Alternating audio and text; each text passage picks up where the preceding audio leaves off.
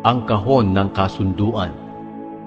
Magpagawa ka ng kahon na yari sa akasya, mga 45 pulgada ang haba, 27 pulgada ang lapad, at 27 pulgada rin ang taas. Balutan ninyo ito ng purong ginto sa loob at labas, at palagyan ng hinulmang ginto ang paligid nito. Maghulma ka ng 4 na argolyang ginto, at ikabit ito sa 4 na paa nito, 2 sa bawat gilid. Magpagawa ka rin ng tukod na akasya, at balutan ito ng ginto. Isuot mo ang tukod sa mga argolyang ginto sa bawat gilid ng kahon, para mabuhat ang kahon sa pamamagitan ng mga tukod.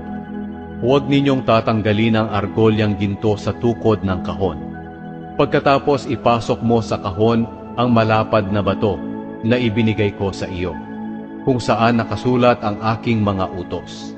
Pagawan mo ng takip na purong ginto ang kahon, na 45 pulgada ang haba at 27 pulgada ang lapad. Magpagawa ka rin ng 2 gintong kerubin. Ilalagay ito sa 2 dulo ng takip ng kahon. Kailangan nakalukob ang pakpak ng mga kerubin sa ibabaw ng takip para maliliman nila ito.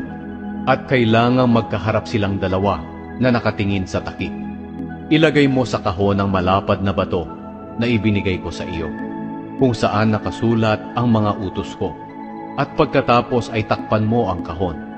Makikipagkita ako sa iyo roon sa gitna ng 2 kerubin na nasa ibabaw ng kahon. At ibibigay ko sa iyo ang lahat ng utos para sa mga mamamayan ng Israel.